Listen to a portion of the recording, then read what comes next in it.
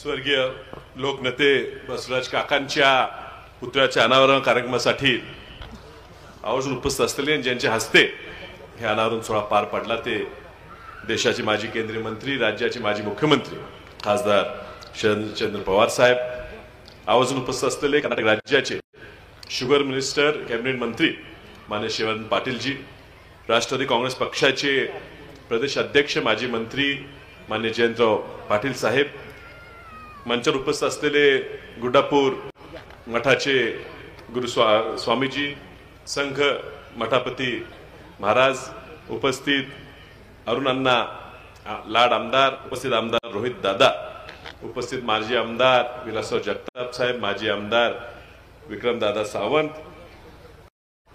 उपस्थित चिमन भाऊ डांगे, बाळासाहेब पाटील, रमेश पाटील, मनसूरभाई खतीब, अनिता ताई सगळे, उपस्थित सुभाष पाटील व मंचावर उपस्थित असलेले बसवराज काकांवर प्रेम करणारे सर्व मान्यवर ह्या ठिकाणी मोठ्या संख्येने बसवराज काकांवर त्यांच्या काम केलेले, त्यांच्याबरोबर राजकारणात समाजकारणात राहिलेले सर्व बंधू भगिनी मित्र, काकांचे माझे संबंध 25-26 वर्षापूर्वी आले त्यावेळी ते काँग्रेस पक्षाचे तालुका अध्यक्ष होते.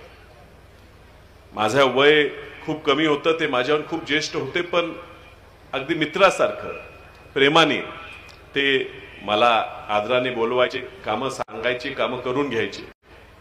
त्यानंतरच्या प्रत्येक लोकसभा निवडणुकीत या ठिकाणी पूर्ण जबाबदारी ही बसवराज काका घेत होते आणि यशस्वीपर्यंत घेत होते. त्यांची सुरुवात, राजकीय सुरुवात, ते मला प्रत्येक वेळेस सांगायचे की राजाराम बापूंच्या प्रेरणेनं ते राजकारणात आले. वसंतदादांच्या विरोधी गटात असून सुद्धा दादांनीही त्यांना चांगलं मान सन्मान दिला, प्रकाश बापूंनीही दिला.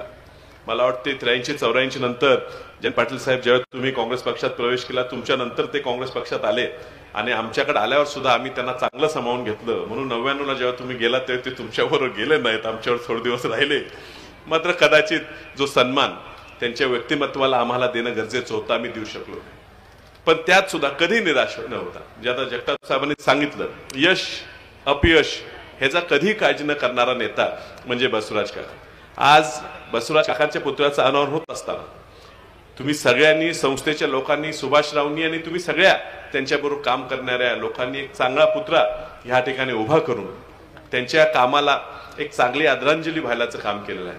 आणि खास करून ह्या अनावरण सोहळ्याला पवार साहेब आल्यामुळे ह्या लोकनेत्याला एक चांगला सन्मान, त्यांनी केलेल्या कामाची पोचपावती, त्यांनी ज्या पद्धतीनं राजकारण केलं, सगळ्यांना एकत्रित घेऊन राजकारण केलं, त्या राजकारणाला केलेल्या कामाला आज कुठेतरी आपल्या सगळ्यांना समाधानपूर्वक एक सन्मान मिळतोय. आणि हा फक्त पवार साहेब तुम्ही आज ह्या ठिकाणी आला, ह्यामुळे जयंत पाटील साहेब, तुम्ही पवार साहेबांनी ह्या ठिकाणी आणण्यात, हा कार्यक्रम घडवण्यात तुम्ही खूप योग्य चांगली भूमिका घेतली, याबद्दल मी तुमचा आभारी आहे. आजच्या राजकीय परिस्थितीत मला सांगायचं आहे की जाती धर्मात ह्या ठिकाणी विभागलेल्या एकंदरीत राजकीय परिस्थितीत बसवराज काकांचा ह्या तालुक्यात केलेलं काम लक्षात येते. सगळ्यांना एकत्रित घेऊन, सगळ्या समाजात त्यावेळी भांडण होते, बसवराज काका कुठल्या जातीचे आहेत, ते कुठल्या धर्माचे आहेत हे न पाहता सामान्यांची कामं करायची, लोकांना एकत्रित आणायचे, मोड बांधायचे, हा तालुका कसा दुष्काळातनं बाहेर पडेल ह्यासाठी प्रयत्न करायचे. शेवटी ह्या तालुक्याला आज पाणी मिळते, तेही कर्नाटकात आम्ही जातोय हे ठराव झाल्यामुळे शेवटी शासनाला भाग पाडावा लागलं ह्या ठिकाणी पाणी द्यायला. आणि म्हणून आज आपल्या सर्वांची जबाबदारी आहे बसवराज काकांच्या ह्या परिसरात आता राहिलेली जी पाण्याची परिस्थिती आहे ती पूर्ण करणं. खासदार म्हणून मी त्या कामात निश्चितच अग्रेसर असेल. जयंत पाटील साहेबांच्या नेतृत्वाखाली ते अरुण अण्णा असतील, रोहित दादा असतील, साहेब तुम्ही आम्हाला सहकार्य करा. ह्या बसवराज काकांना खरी आदरांजली द्यायची असेल तर ह्या परिसरातल्या सगळ्या लोकांना शेतात, प्रत्येक शेतात आपल्याला पाणी देण्याची गरज आहे. आपण त्या ठिकाणी काम करूया. बसवराज काकांना पुन्हा एकदा आज मी आदरांजली वाहतो आणि आपल्या सगळ्यांची रजा घेतो. नमस्कार. खूप खूप धन्यवाद. धिप्पाड ध्येय दृष्टी आणि राजकीय, सामाजिक, शैक्षणिक, सांस्कृतिक अशा विविध क्षेत्रामध्ये असणारे माननीय बसवराज काका पाटील यांच्या स्मृतींना आपण उजाळा देतो. यानंतर राष्ट्रवादी काँग्रेस पक्ष शरदचंद्र